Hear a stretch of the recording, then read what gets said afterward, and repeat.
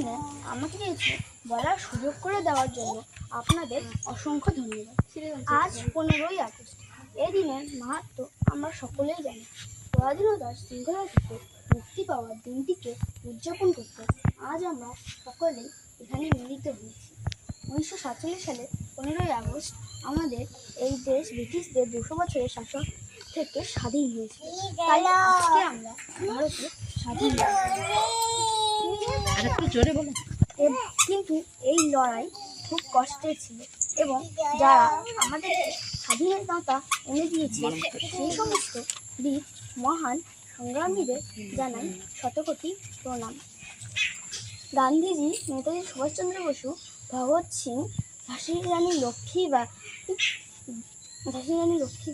সর্দার বল্লভভাই প্যাটেল, ক্ষুদিরাম বসু, বাবা সাহেব আম্বেদকর থেকে শুরু করে হাজার হাজার সংঘবদ্ধ এনে দিয়েছে ভারতের স্বাধীনতা।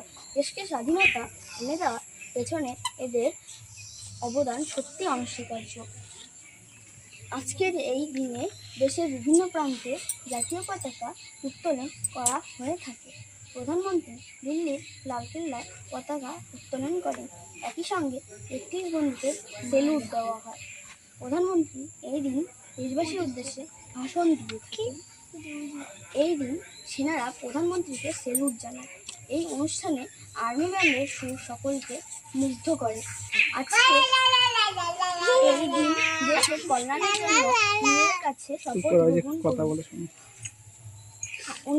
79তম স্বাধীনতা দিবসে আপনাদের আরও একবার শুভেচ্ছা জানিয়ে আমি আমার বক্তব্য শেষ করছি।